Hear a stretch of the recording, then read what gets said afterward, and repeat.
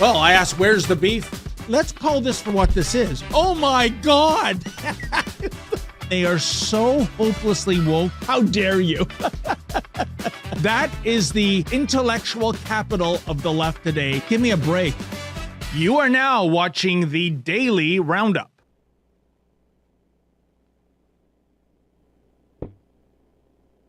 Uh-oh. I don't know that we have David's audio. Oh, there we go. David, take it from the top. Testing. I think that you're good now. Thank you so much, my friend. I'll start from the top, folks. Good afternoon, ladies and gentlemen. You have tuned into the Daily Roundup on this, a Thursday, August 10th, 2023. I'm David Menzies, and my co-host, well, let me tell you a little bit about my co-host. Do you know what, folks? Today is National Lazy Day. She doesn't celebrate that, nor does anyone else at Rebel News. If we did, I think we'd be working at the CBC. She is the she-devil with a spatula. She is the Khaleesi of the greater Coburg area. She is Tamara Ugolini. How you doing there, Tamara? Oh, even better now that I know I'm not in with the lazies of the National Day today. Thanks for that, David. What a great juxtaposition with the CBC compared to what we do here at Rebel. We were actually just discussing yesterday. I was looking at some of the vacation stats, and I apparently have taken the most vacation days this year, but I always end up working on my vacation days. They don't end up being a day off. There's always something to tend to or some phone call or email to respond to. So I echo your sentiments there. Well, welcome to the modern world. I find the cell phone, this is really a fancy way of saying I have a leash around my neck. You can never get away. The world has shrunk. You're always on call. And but I can't remember. I think I go back to pre-COVID when I last had a vacation day, excluding the Christmas break. But you know what, Tamara? I'd rather be overworked than underworked. And it makes me wonder, National Lazy Day, who in their right mind would wear that as a badge of honor? You know what? It's a Thursday. I'm just going to, sit on the deck and do nothing. I don't get that. I guess that we're all kindred spirits here at Rebel News, that we like to work. And, I've always said this. I tell this to my kids.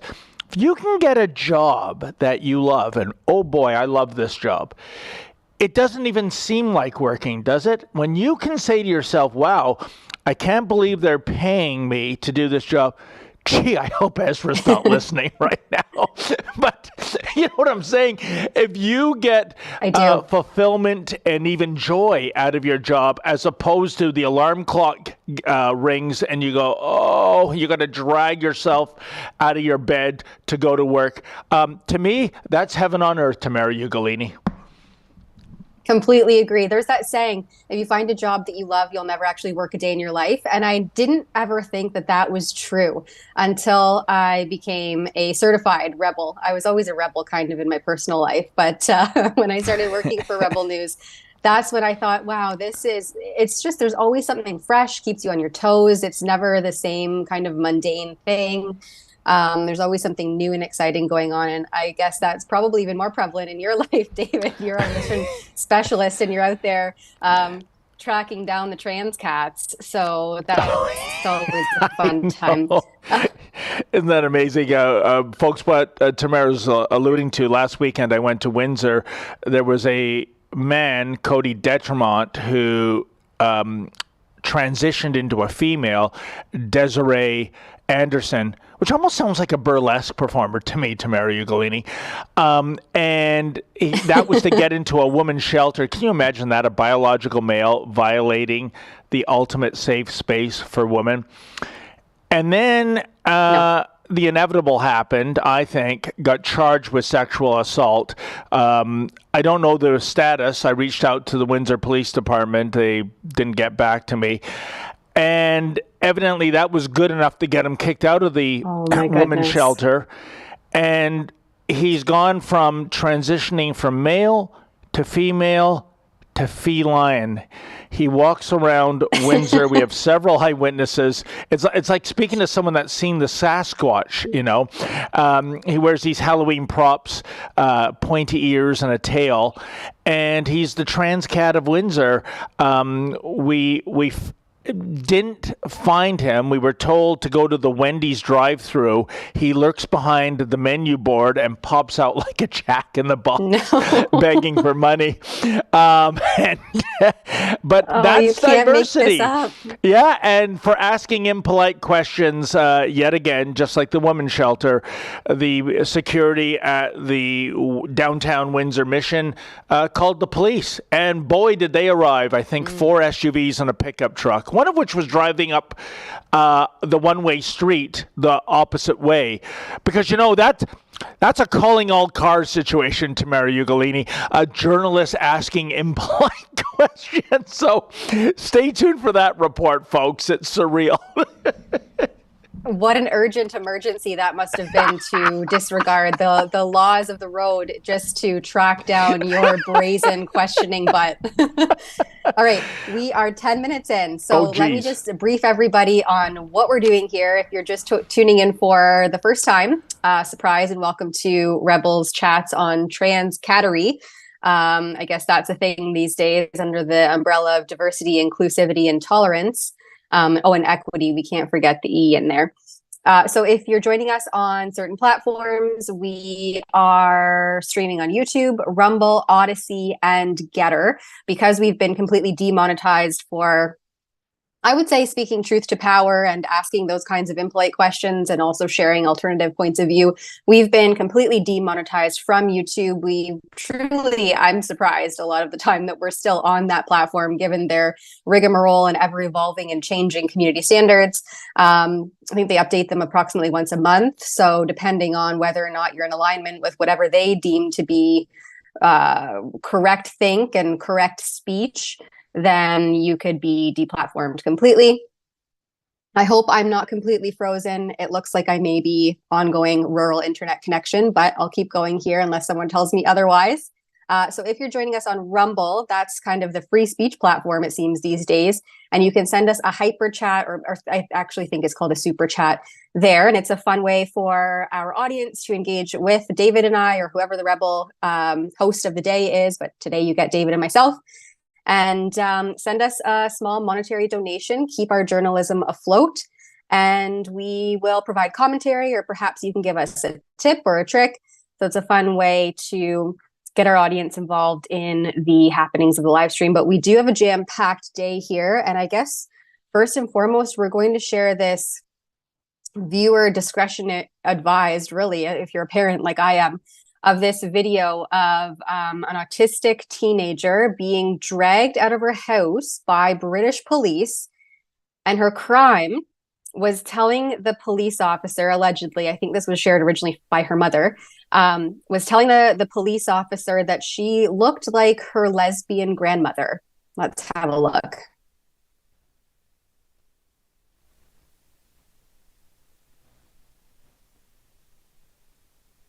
I think only part of the clip has audio. She's made a comment in her own house. You've got her on camera. She hasn't said anything to you.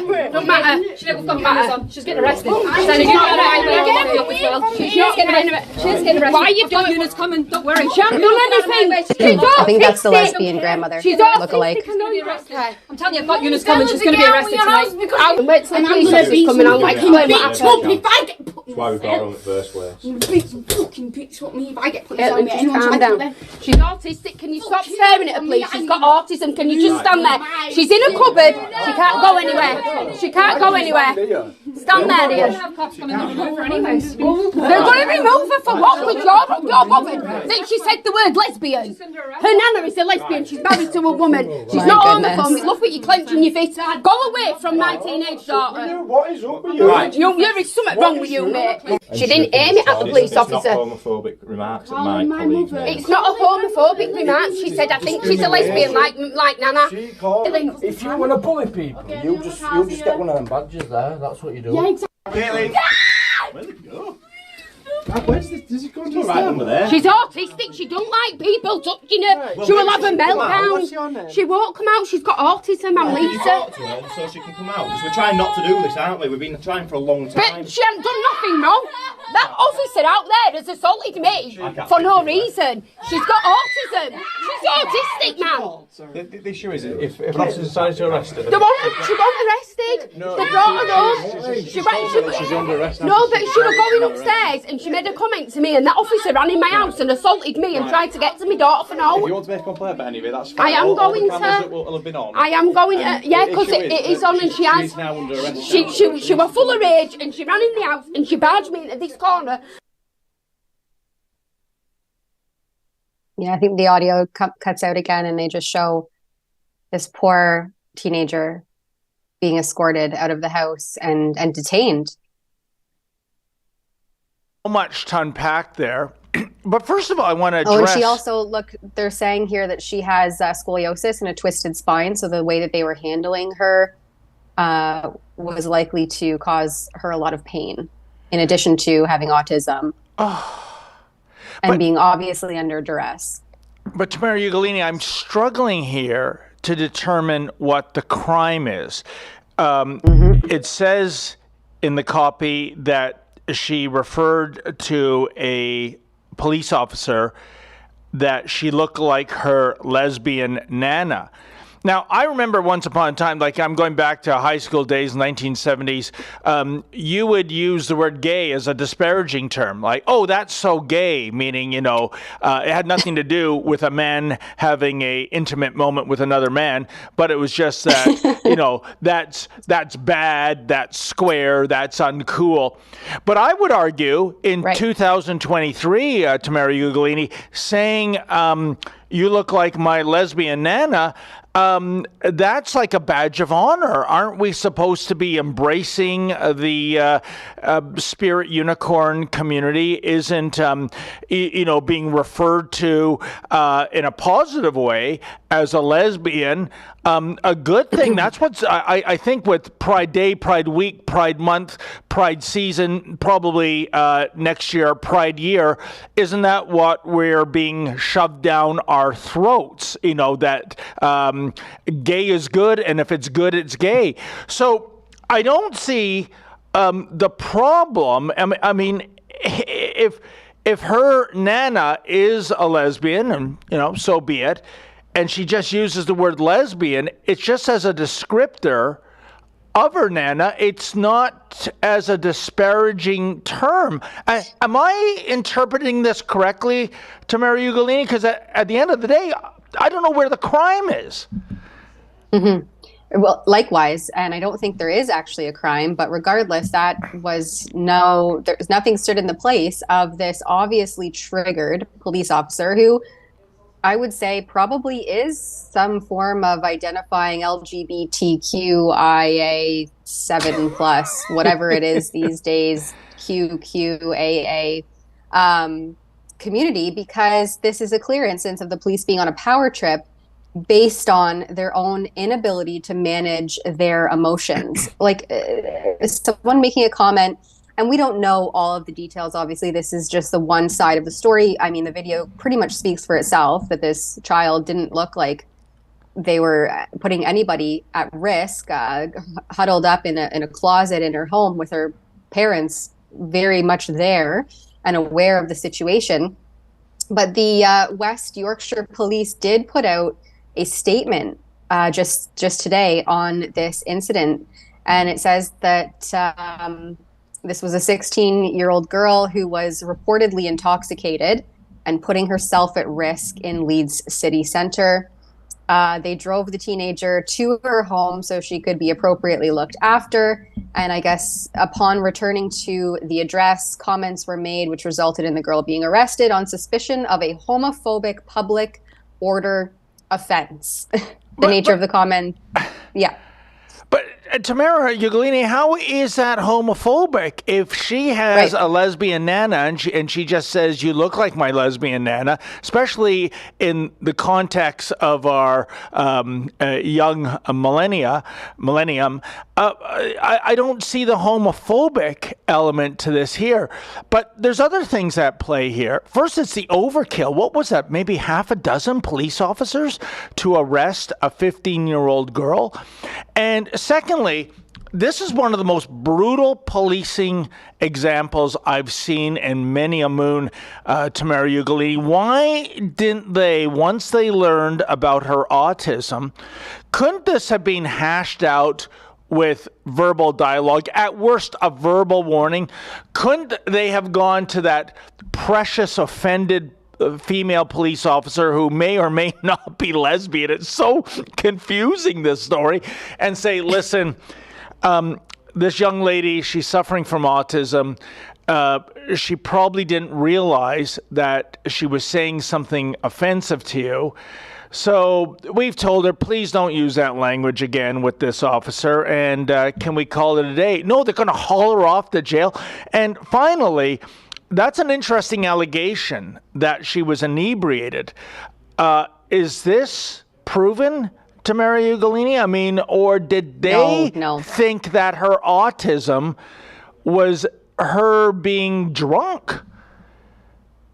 That's a great point. No, it's not. I think the wording that they used, reportedly intoxicated and putting herself at risk. But the kicker with their press release here is they take their responsibility around the welfare of young people taken into custody and around neurodiversity very seriously. We also maintain that our officers and staff should not have to face abuse. This is the second last sentence.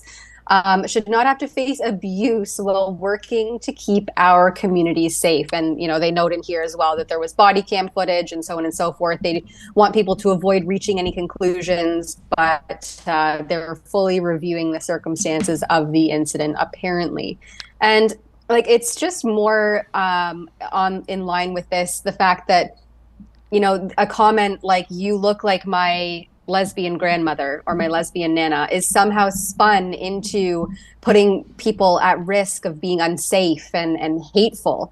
This is just insanity, that this can be spun this way. And obviously these officers, as I mentioned, or this officer in particular, is triggered by this comment when, this is just taking things way too far. Well, first of all, if you are a police officer and you're triggered by words, you're in the wrong profession. Let me tell you that much. But you know what? The Yorkshire Police, with that release, Tamara Ugolini, just dug themselves a 6-foot deep grave because they're inferring that to be called a lesbian is hateful. But I thought being gay, being lesbian, being bi, especially being trans, I thought that's diversity and equity and inclusion and, the Rainbow Mafia spirit unicorns are such wonderful people. So you can't have it both ways. You can't embrace this community and at the same time say that lesbian is a derogatory term. It isn't. Yeah, or somehow abusive.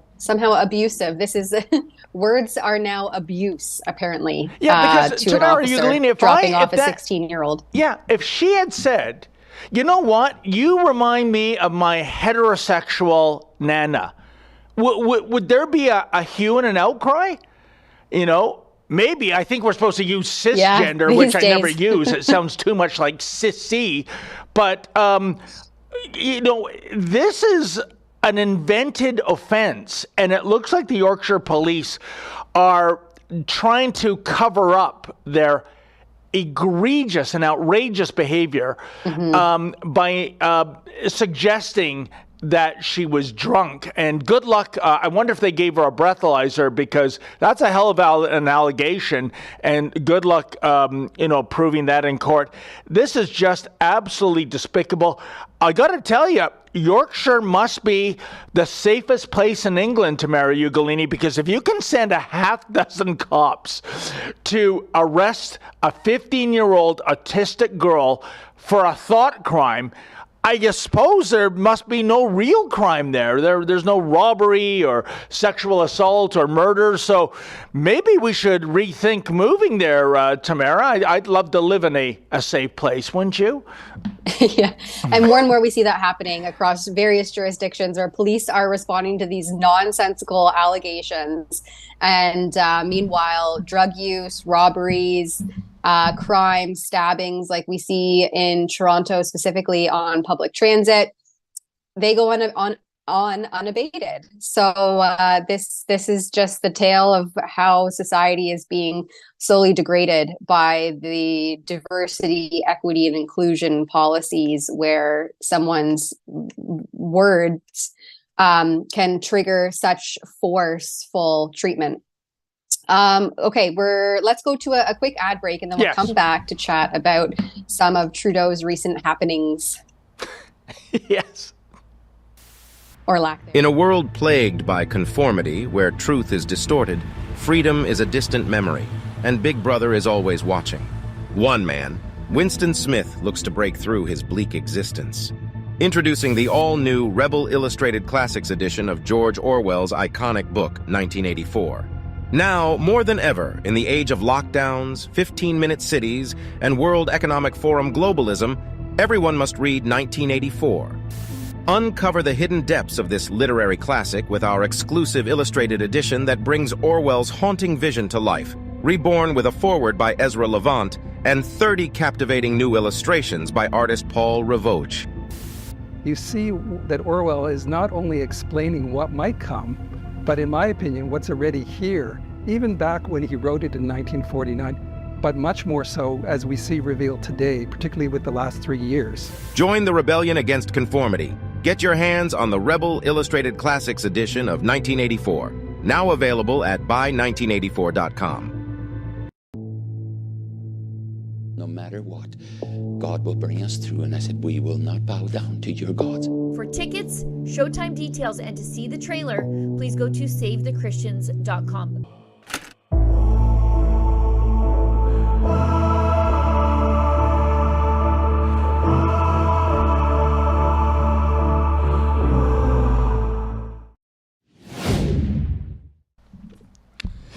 Yeah, so Tamara Ugolini, I understand that Prime Minister Blackface and family heading to BC for a vacation this week.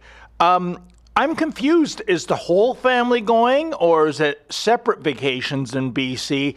I know Blackface has been making a lot of time right after pleading for privacy with the breakup with Sophie, and then hopping right onto social media and going, hey, we're on Team Barbie with my son, and hey, we're on Team Oppenheimer with my daughter, because you know what? He wants to mix up the gender roles, right? That's his ambition there, because really, Tamara Ugolini, if you're a 15-year-old teenage boy, unless you're going to the Barbie movie with a date, I can't see the appeal. I think the poor kid, he's gone, what? Wait a minute, I want to see Oppenheimer. I want to see the story of the first nuclear bomb, not, a movie about a plastic doll. And I bet you, for that matter, if we were to speak to Trudeau's daughter, she's going, I think I'd really rather see Barbie, Dad. Oh, no, but Blackface knows better. And besides, after the big cabinet shuffle, he's still double digits behind the Conservative Party. So this, Tamara Ugolini, is all about changing the channel, right? It's all about, hey, look at this, look over here. I'm going to the movies with my kids, and I spoke to the she-devil yesterday about this. I wonder... it's so obviously orchestrated. Did they close down the cinemas? Did they have the official press photographer come in? Did they have the de rigueur 8 SUV fossil fuel burning entourage motorcade going to the multiplex? I bet they did. But what is your understanding of this vacation to BC? Is it separate rooms, separate cities. It's a little baffling to me. Yeah, it's really bizarre. And this report comes from CTV News. And of course, the Prime Minister, as they state here, is not specifying where they'll be staying, but says they're set to return to Ottawa on August the 18th. And then it says here that, as we already stated, Trudeau and his wife of 18 years announced last week that they'll be separating, but they still plan to spend time together as a family. And of course, they also asked for privacy for the well-being of their 3 children when Trudeau took to social media, I think it was 4 days later, posting these photos of him and his kids at these various movies, which, yeah, I would say that repeatedly everywhere Trudeau goes, all across the country, he's heckled by hordes of protesters. And so I wouldn't discount the fact that he had to shutter down a movie theater and have his complete security detail there with him. Did he force his security guards to sit through the Barbie movie, for instance? I mean, we can speculate, but judging by his history the last several months, where he gets heckled everywhere he goes and has to cut short his engagements, I would say that he took extreme measures to protect his family and his children during these crucial outings, during a time in Canada when Canadians are really suffering. I would say our country is in crisis. We have all various social systems collapsing, from the school system to the medical system to our financial system. We're funding unabated this proxy war in the Ukraine, when Canadians are struggling with a housing crisis, with an inflationary crisis, inability to feed their families and pay their bills crisis. And this is the priority of the Prime Minister. I mean, I'm all for spending family time. I have a family. I know how important it is to spend time with your kids, but you don't need to be posting that all over your social media when there are far more pressing issues going on in the country, not to mention the vast majority of Canadians right now cannot afford to go to the movies twice in 1 week, as the Prime Minister clearly had done, definitely on our dime. He is funded and paid by the taxpayer. So he is sitting comfortably in a position where he can go and do that, while Canadians struggle to, as the months continue to lean toward the winter, they will struggle to heat their homes and also struggle to put food on the table for their children. And it's just proving how much out of touch he is. And now he can just jet set off into British Columbia and vacation for the next week. It's maddening. I think what's really maddening, Tamara, is the fact that blackface, once again, guilty of the double standard. On one hand, he pleads for privacy during this tough chapter of his marital life.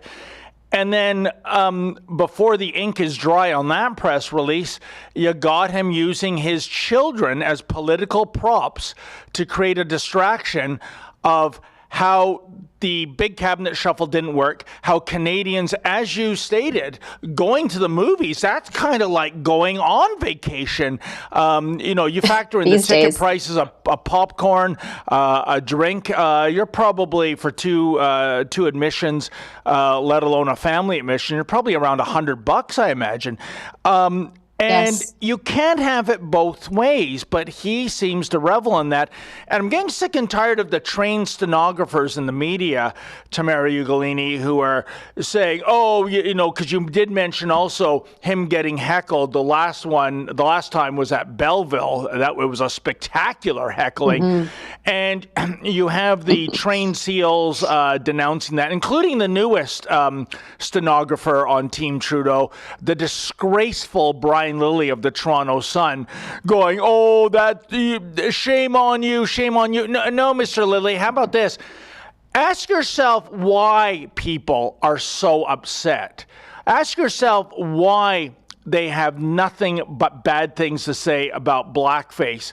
It's because they are in a bad situation in their lives right now because of federal government policies, Tamara Ugolini. And you got, look at that.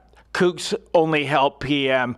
The only kook I see is the man with the byline writing for the Toronto Sun, which should be a right-of-center media outlet. What an absolute disgrace.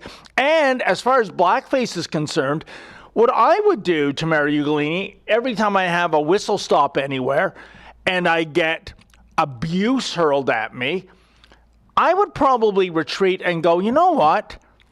What have I done? What have I done to create such division in this country? What have I done to create so many enemies who are so verbally abusive to me? Why not reflect on his own policies and how harmful they have been to us instead of, as opposed to denouncing these people as haters? Look how blackface treated the Freedom Convoy in Ottawa. He said everything from they were racist to homophobes to Islamophobes, all of it absolutely imaginary lies, Tamara Ugolini. But when you're blackface, you can do no wrong. And when you have convenient stooges like Brian Lilley of the Toronto Sun to prop you up when Lilley should be denouncing blackface as well, I guess he's preaching to his own internal choir. Let's see what happens come election day, whenever that'll be. When do you think it will be, Tamara? I don't think it's going to happen this year. I think 2025 is too distant. I think the sweet spot is next year.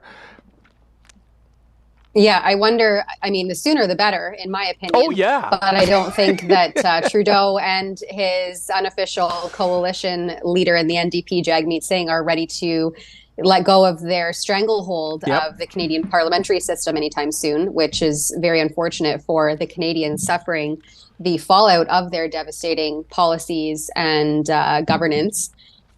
But the lack of introspection of Justin Trudeau lends to just how incredibly out of touch he is once again. As I seem to always mention, like, he just sits up in his ivory tower, privileged trust fund baby, never really had to work a day in his life. I mean, it's evidenced by the amount of personal days and vacation days that he takes as prime minister. But the lack of ability to self-reflect on why it may be, as you've mentioned, why Canadians are mad, why they're gathering in the streets and denouncing him and hurling insults at him. That is just astounding. And then, of course, the projection that he puts onto those people, or even going back to the 2021 leadership debates, when I asked him a question about why he thought it was appropriate that he try to ban Rebel News from attending the debates and asking pointed media-centric questions. And he threw back at me and obviously Rebel News as an organization that we've been spreading mis and disinformation. And, you know, if I had the opportunity to have a follow-up question, I was prepared to say, with all due respect, Mr. Prime Minister, but your government throughout the COVID hysteria, led primarily by failed bureaucrat Theresa Tam, the public health agent, leader of the Public Health Agency of Canada, you have been the leaders of mis and disinformation throughout the pandemic. And so that inability to self-reflect and acknowledge wrongdoings and kind of like correct course is just becoming increasingly evident on the political spectrum with Justin Trudeau and his government. And it's really sad because it's the Canadians on the ground who are suffering, not him up in his ivory tower jet setting for a week vacation in British Columbia after seeing two movies in 1 week. I mean, as I mentioned, the vast majority of Canadians can't even begin to comprehend affording something like that. So that's really unfortunate. And Tamara, I remember that night well when the debate was held. And it wasn't you, my friend, and Rebel News getting the middle finger from the Prime Minister by refusing to answer questions, rather. He was giving the middle finger to Canadians. As our viewers may or may not know, for the second time, the first time being 2019, we had to go to federal court to get in there. Mm-hmm. And our one lawyer went up against, 5, 6, 7 federal government lawyers, and won each time. All the odds were stacked against us. But a judge said, yes, we are a credible news media organization, and there is absolutely no basis to shut us out. Now, at least in 2019, he answered questions, but by 2021, he was obviously miffed. He was a sore loser, I would suggest, Tamara. And he didn't answer questions this time around. And, it leads into, I see there's another news item here.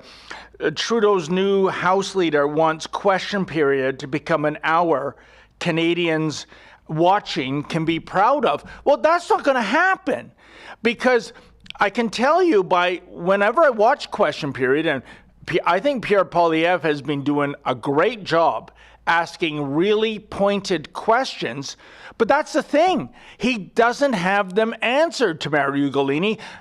It's almost as though Pierre Poilievre is saying to Blackface, what kind of car do you drive? And the answer is, my curtains are green.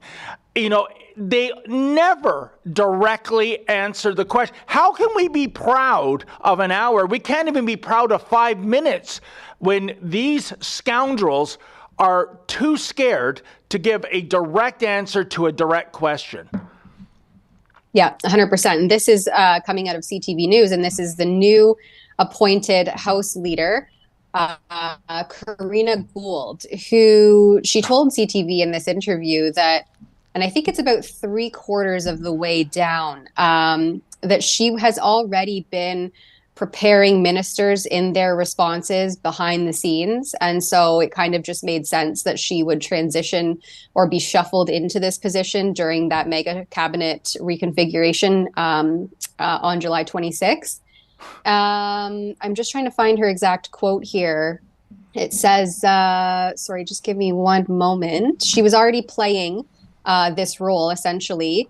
And so my staff were actually telling me that sometimes, and this is her quote, sometimes when they were watching question period, they could see me leaning over and talking about it. I thought I was being discreet, she said. I always have a lot of thoughts and opinions on these things, and I make them known. So she's already been prepping members of parliament how to respond to questions, but we repeatedly see that they don't actually respond to questions. And now this is the new House leader that's trying to say that she's going to somehow garner accountability during question period when she's already been preparing the ministers on how to anyway, the whole thing's obviously just going to be a giant mess, because if this is the person who's already been prepping them on how to respond and we're not getting any responses, I don't know in what fantasy world these individuals are living in, that now all of a sudden this same person is going to somehow increase accountability and garner actual responses to these questions. But yeah, the way that they behave in question period, it's like a clown show. Honestly, the way that these politicians conduct themselves, the language that they use, it's very frustrating to watch that we are the people paying and funding the salaries of these individuals to act like a bunch of children in a kindergarten class. I mean, really, let's bring some adult decency back into the game and actual accountability and actual answers into our House of Commons, into Parliament, because the way that it's been unfolding and going over the past few years is just the laughing stock, really, of the world, I think. I agree, Tamara Ugolini, and I don't mind the shenanigans and the kindergarten class antics on the presumption that I get a question answered. And by that, I don't mean some word salad, preamble, blah, blah, blah, blah, which, completely avoids the meat and potatoes of the question. I mean, a real question being answered. Question period is a joke sometimes just for that very reason. It's so frustrating to watch. And the fact that they can get away with it, but that's their way of doing politics. Tamara Ugolini, we should take a little ad break, and then we can look at, the federal government is expected to release new clean energy electricity regulations today. Why am I already clutching my wallet, folks? Why am I expecting bad news? We'll see you on the other side of the break.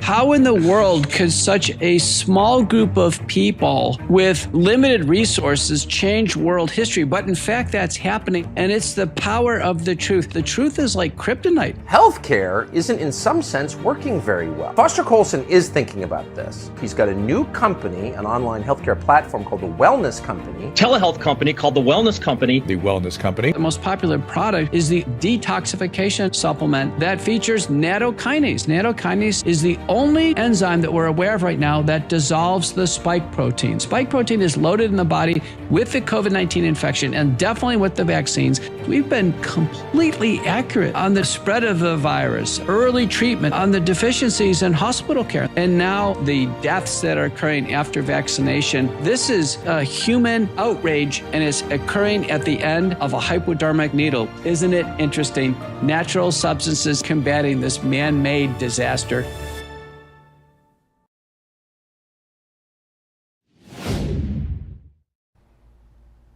Oh, and this just in on the electricity front, Tamara Ugolini. I see that from a story posted just several minutes ago that, it's the Christmas miracle in August. The new electricity guidelines coming down from Environment Minister Steven Guilbeault will allow some natural gas power generation. Isn't that amazing? We are drowning in natural gas reserves, Tamara Ugolini. As you know, the prime ministers of Germany and Japan have come over begging for, I think the number was $1/3 trillion worth of liquefied natural gas. And Blackface, playing the virtue signaler, as he always does, said there was, quote, no business case, end quote. Can you imagine $1/3 trillion for Germany, $1/3 trillion for Japan? That's serious change, all right? And there's no business case, but that's not the reason. Of course there's a business case. We have a debt and a deficit. It's all about we are against fossil fuels. So I guess responding to criticism, especially of Scott Moe in Saskatchewan and, of course, Daniel Smith in Alberta, Guilbeault, like Scrooge, is giving a little bit of leeway towards natural gas power generation. Well, why wouldn't we look at that, Tamara Ugolini? As we know, with the green energy scheme, it only works when the sun is a-shining and the wind is a-howling. And meanwhile, like I said, when it comes to natural gas, oil, the rest of it, we are well positioned if our mandarins in Ottawa would let the energy-producing provinces, produce energy. Yeah, as we see in the stats here, we have a Twitter or an X post. It's going to be so hard to get used to saying that. Formerly known as Twitter. Saskatchewan Premier Scott Moe posted the amounts coming out of the provinces per capita. This is based on 2021 numbers, but the GDP. And you can see that Alberta and Saskatchewan dominate. They lead the way, even above Canada as a whole. And I'm looking over here at, Ontario, which is supposed to be the open for business and the place to grow, as per Premier alleged conservative or progressive quotes, or more emphasis on the progressive than actually conservative, Doug Ford. And so you see that innovation and that industry just being completely destroyed by the Liberals and these green energy policies that they're implementing. And there's been a lot of pushback, arguably justifiably so, by Alberta's Premier Danielle Smith. Actually, there was a really great clip that I put in the chat from her on why this massive dependency on an electricity grid just simply won't work in Canada. And if we could play this, I think she handled herself really well in this clip. I don't know if people know this. We have 23,000 megawatts of proposed application for wind and solar. 23,000. But here's the problem. Every time you bring wind and solar on the grid, you have to have a backup. What we have is natural gas peaker plants. So when the wind doesn't blow and the sun doesn't shine, You bring on natural gas to cover the gap. The federal government doesn't want us to add any new natural gas to the grid. So I've told them, how can I bring on additional wind and solar if I'm not able to secure the reliability of my power grid by being able to bring on natural gas peaker plants? That's at the heart of the problem. No one is proposing any new natural gas plants because the federal government has created so much uncertainty in the market. That's what we've got to figure out. That's one part. The other part is the reclamation costs. And we have begun to deal with that on the oil and gas side. We're demanding that energy companies pay down 3% of their liability and reclaim their existing sites. But when you look at a wind installation, maybe it has 50 turbines. It's a huge amount of additional steel, fiberglass, massive amount of concrete construction. What happens when that gets to its end of life? Who pays for that to be removed? We don't have a system in place. Well, I can tell you, but when you bring in oil and gas development, you've got stable baseline development. When you bring a natural gas plant onto the grid, it can work 100% of the time. When I represent Brooks Medicine Hat. I spent 7 months driving past a solar farm that was covered with ice and snow and not producing a single iota of power. And so I have to accept that as a reality. When we were in the winter, we had several times where the grid almost failed because we didn't have enough power, and you can't call up wind and solar on demand. We had times where even though we have 5,000 megawatts of installed wind and solar, there were 2 days in the winter where it was producing less than 100 megawatts of power. So I always have to make sure that when wind and solar, which are intermittent and unreliable, when we bring new on, we have to make sure that we have a backup. Otherwise, we're going to end up with grid instability, and we just can't have that. It's exactly what you see in California. Oh, you must be reading my mind, Tamara Ugolini. You're like the female version of the Amazing Kreskin, or perhaps the Great Ravine. I was just about to bring up the California example when it comes to what Danielle Smith referred to as grid instability, because what was not addressed by Premier Smith was the big grid instability boogeyman lurking not too far around the corner, and that is electric vehicles. We have, and it's not by marketplace demand, folks, it's by government edict, deadlines in which fossil fuels will not be sold in certain jurisdictions. I think with California, it's either, forgive me, Tamara, it's either 2030 or 2035. That's it. You cannot sell fossil fuel vehicles there anymore. Here's the thing. I believe there's something like 14.2 million vehicles in the state of California. Right now in the state of California, we have roving brownouts and blackouts. Also, there is one nuclear facility left in the state of California with 2 plants. One plant, I believe, is going offline forever in 2024, and the other the year after that. And there is no plan for any new nuclear plants to be established in California. So, Tamara Ugolini, do the math. If this state, which has that many cars, and they won't be replaced overnight, but when you can't sell a fossil fuel burning vehicle in California anymore, this state has a greater population than Canada, I believe, and you're already experiencing roving brownouts and blackouts. When you eventually replace the vehicle fleet in that state with all electric vehicles that have to be plugged into the grid, a grid that is already on weak knees, can you imagine the disaster California is heading for in terms of this forced electrification? And I see it here in Canada too. And getting back to Guilbeault, don't take your eye off the big picture here. I listened to an interview by Dan McTeague. He's a former Liberal MP, I believe, of 18 years in the Durham area of Ontario.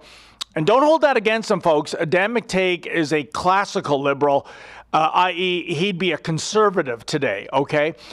And he said that Guilbeault's end goal here is to reduce our energy capacity producing in Canada by 75%. Can you believe it? This man is a maniac, and I don't use that term lightly. He's a convicted criminal in his environmental activism. He, decided to, hang from the CN Tower or something like that. But he's an activist. He's a radical. And this is the guy Blackface chooses as a minister on this file? Are you kidding me? You know what? Like you said, Tamara Ugolini, we need regime change in this country sooner rather than later. Absolutely. And the thing about California, too, is we can look to how their failures have affected the infrastructure is just not able to keep up with the capacity required to generate that state. But in California, they don't have harsh winters and extreme weather like we do here in Canada. Can you imagine being in minus 30, feels like minus 40 weather? Yeah. All of a sudden, the power grid fails because the electricity and the infrastructure just isn't there to be able to meet the demand of the Canadians who are heating their homes, powering their vehicles. I mean, batteries die exponentially faster in cold weather. So this idea that battery powered everything, electricity grid, clean energy sources, it's just not feasible in a climate such as we have here in Canada. And this is all very much heavily coming down from globalists and unelected bureaucrats from the World Economic Forum. There's a link here that we have on clean power and electrification and the kind of the forceful way in which this is being imposed onto us. And it says that by 2050, the energy system must be highly electric, powered mostly by clean energy sources. And so that would be, as Danielle Smith was discussing there, wind and solar. And who's going to fund these projects that will be unusable in 25 years, approximately the lifespan of a solar panel, for instance, when it actually pays for its return on the investment of the panel itself. By the time that it pays back its own investment, it's obsolete. It's planned obsolescence. They say here the 2020s have to be the electric decade in order to meet the Paris climate goals by 2050. That final energy consumption has to shift from the current 20 to 30% by 2030 and 50% or more direct electricity by 2050. And I mean, again and again, I come back to the question, who elected the World Economic Forum to come in and make these decisions for the world? And if they're not elected, then who decided that it was appropriate for our political leaders to be lobbied by the bureaucrats who will profit from this electrification? Who decided that it was an appropriate way to conduct democratic process by having these individuals lobby the government while they literally ignore everybody who actually pays their salaries? It's really concerning, and we're seeing more and more. Like, originally this was a plan for 2030 and now it's 2035, and so it just kind of keeps getting pushed further and further back, but it's still very much on the agenda, and it all comes down from the World Economic Forum and these global elites. And Tamara Ugolini, let me ask you, when the rubber meets the road, I don't know anyone in my circle that can afford to purchase a full EV vehicle. Let me ask you, when you have to replace the Ugolini mobile, do you have the financial wherewithal to buy a full EV vehicle? Not only do I not have the financial wherewithal to purchase a new vehicle, whether it be gas or electric powered at this point, unfortunately, but I don't want one. We see that they are unreliable.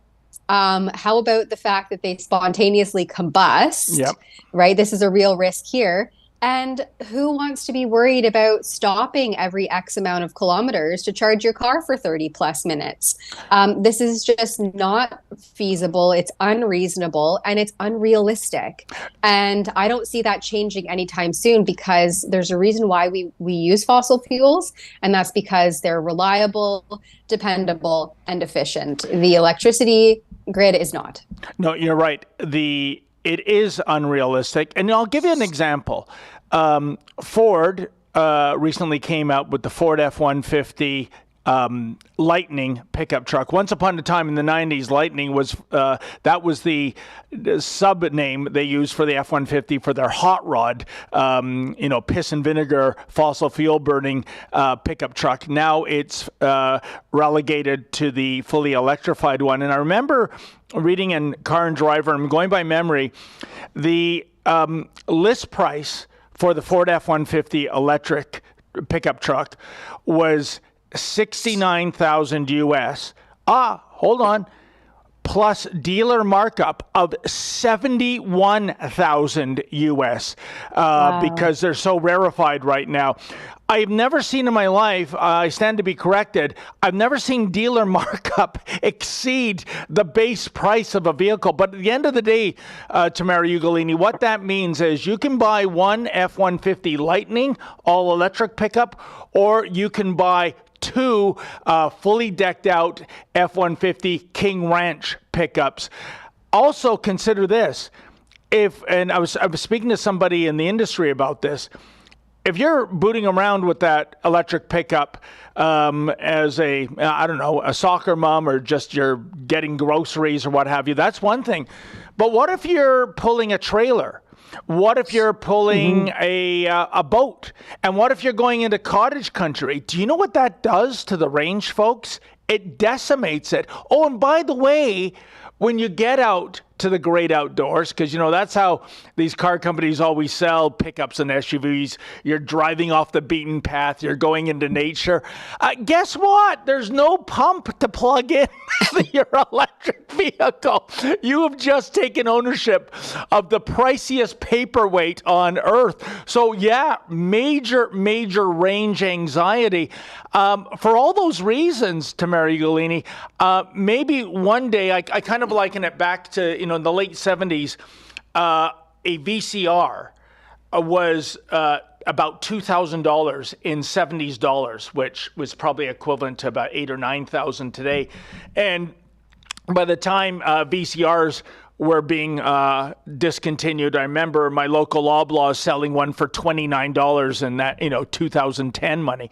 So you pay to be a trailblazer, and undoubtedly these electric vehicles will go down in price. But for all the reasons we've discussed, I just don't see a demand. Another example, New York is thinking of tragically following Gavin Newsom's lead and putting a ban on fossil fuel sales there. Imagine you live in New York City in a high-rise apartment or condo, and you have a car. Where is the availability? Where is the logistical sense in terms of those high rises putting in an electric charger in every space? It will not be done. It cannot be done. So we are going down a path of madness in terms of virtue signaling. And the last point I'll make about this too, Tamara Ugolini, it's the dirty side of electric vehicles. It's all the rare earth minerals that are needed for the batteries. And guess who's in control of the lion's share of those rare earth minerals? That would be China. And guess where they're being mined?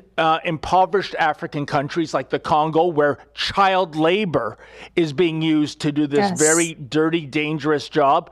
We don't, the leftists like Guilbeault, they don't talk about that part, that little dirty secret of EVs, but that is the reality. Yeah, if you just even search out rare earth mining, it devastates the environment. And meanwhile, we have decades of research and data to show that the fossil fuel industry conducts its work cleanly. It's highly regulated. It's and it's reliable. That's the part that we're missing in this puzzle. The infrastructure already exists. It's there. It's reliable. It's lucrative. And then meanwhile, we're putting all of our eggs in this electrification basket that really there's no evidence to support it, especially in a climate like Canada's and the northern parts of Canada. And the amount of money that will be wasted trying to go down this path and get this pipe dream of somehow this being clean and green is so backwards that it's disgusting. And again, it's coming down from global elites who are set to profit from this initiative, while the little guys like us suffer the repercussions of what will be, right? I can almost guarantee this will be a failed endeavor, and the fallout of it is just going to be gross, because there's no way to recycle, especially those EV batteries. There's no way to recycle solar panels. As Danielle Smith mentioned in that little clip we shared with you, who's going to fund taking down and replacing massive concrete wind turbines? This just seems so out of touch and so unrealistic. I don't know how anybody's getting on board with any of this, but here we are going down the path that's, I don't think, going to end in a very pretty manner. No, I agree with you 100%, Tamara Ugolini. And I'll tell you this, my last point on this is that you see the likes of Guilbeault and Blackface and Greta Thunberg and Klaus Schwab. They play the moral and ethical card, that it is not moral and ethical to be producing fossil fuels. I can't get into the argument right now, but what I'd like to direct our viewers to is Ezra Levant's superb book, going back more than 10 years ago now, I believe, entitled Ethical Oil. And you'll see all this demonization and vilification of the oil sands, or as they like to call it, the tar sands. You know, words matter, folks. It's all a bunch of rubbish. And Ezra lays out the case brilliantly that Canadian oil and gas, Canadian fossil fuels, there is nothing to be ashamed about in terms of a moral or ethical perspective. Now, Tamara Ugolini, I see we're 5 minutes past the hour. Do we have any super chats? Yes. Yep. We have one from our supporter, Fraser McBurney. Thanks, Fraser. Here is a good way to get a better government. Note, I didn't say a good government. Have 2 terms with no pension. And that includes, I think, the PM, the Prime Minister. Also, reduce the size of government, start with the CBC. Yeah, the bloated bureaucracy is absolutely insane. And maybe you're better familiarized with this, David, but just how much it's grown under Justin Trudeau. I mean, it is astronomical how large these bureaucracies are now. You know what, Tamara Ugolini, here's an anecdote. I'll never forget this. I was speaking with Christina Blizzard, now retired from the Toronto Sun. She was the Queen's Park bureau chief or columnist there. And she once mentioned to me that this is just for the province of Ontario in terms of OHIP. And the directory for the number of OHIP employees, you know, I'm not talking doctors and nurses and orderlies, you know, people actually doing healthcare, but just the bureaucracy. It was like a pamphlet. And by the time she retired, that directory was the size of a small town phone book. And Tamara Ugolini, these are just health bureaucrats spending all day long sending emails and texts and voicemails to other healthcare bureaucrats over and over and over again. We are totally overrepresented. I believe if you compare on a per capita basis, Ontario to Germany, I believe on a per capita basis, it's either 9 or 11 times more health bureaucrats in our system than in Germany. And again, I'm stressing, these aren't the people, folks, doing the healthcare, putting it back together and giving you knee and hip replacements and what have you. No. These are just the suits at, down in Toronto that, well, I don't know what they do. Tamara Ugolini, I mean, as Christina said, sending memos to each other all day long. It's an absolute disgrace.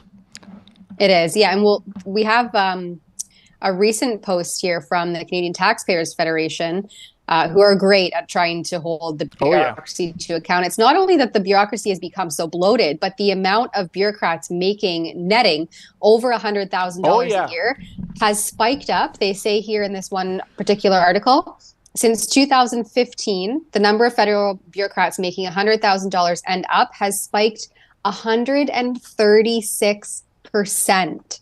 Since that's Trudeau's reign of terror right there, since 2015 when he took office.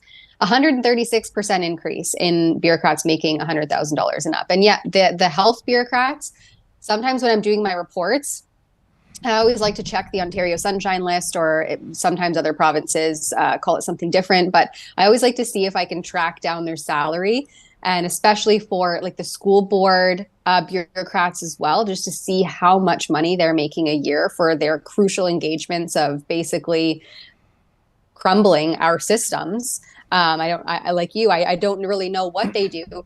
And some of these hospital CEOs are making, upwards of $400,000, $500,000, $600,000 a year. It is astronomical. And then, you have the CEO of Enbridge. I think he was making he made $12 million last year. If I could find that number again, but it's insane. And it's really maddening to see, as, someone who can't even easily access care for routine things, that these individuals are making such an extreme amount that they could afford. If they needed healthcare, then they can go down to the United States and easily pay for it in the private sense. While they decimate our socialized system. Oh, and I have a personal example. Even though so much has happened in the last 3 years, from COVID to Ukraine, the most oft asked question I get when I meet people is, Dave, did you ever get your bottle? And they're referring to that crazy story at the LCBO in East York on Wicksteed Avenue, in which I bought 3 bottles of scotch, but I only got 2. And the LCBO, to its credit, decided, they're going to correct this mistake. I was told to get down there and pick up my missing bottle. And the manager there, Ashley Metallo, decided that she wasn't a government employee, but this LCBO on Wicksteed Avenue was basically Ashley's liquor palace. And for reasons I still don't understand, wouldn't acquiesce to LCBO corporate and give me that missing bottle. It was a result of a court case. I won. I can't get into what I received as a total settlement due to the NDA. But the point is, when it comes to salaries, I looked up Ashley Metallo.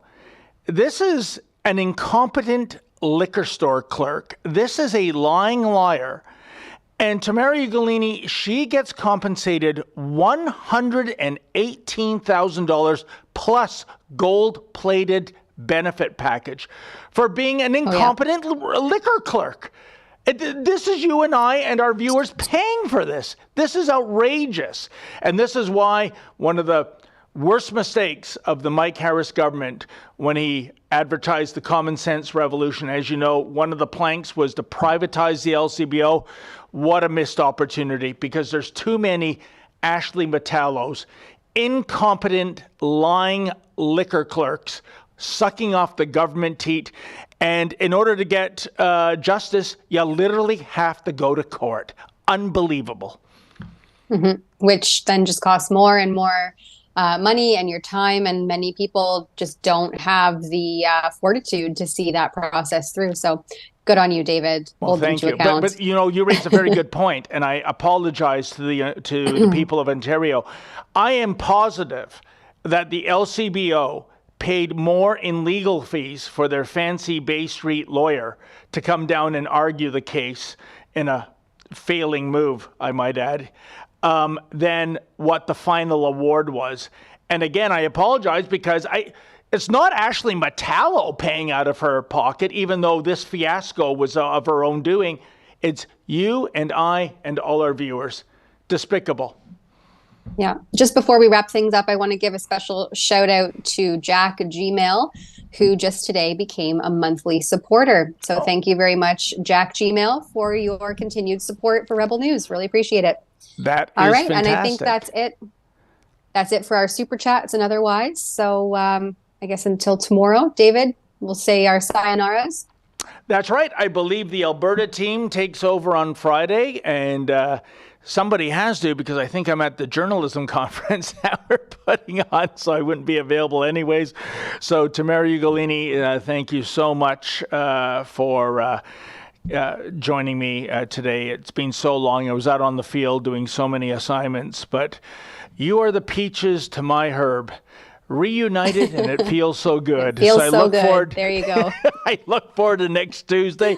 And folks, thank you so much for tuning in. A special thank you for all those who gave a donation. It's how we keep the lights on. Thanks, of course, to our trained broadcast professionals behind the booth. That would be Olivia and Efren.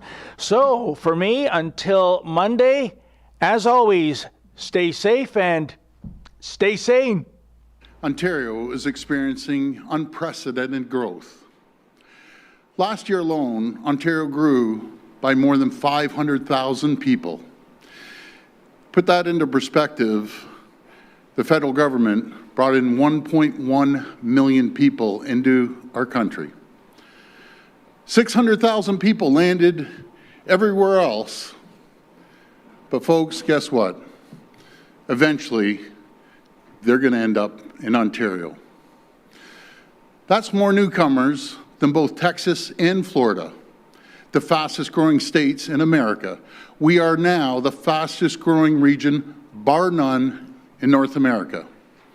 At current rates, Ontario will grow by more than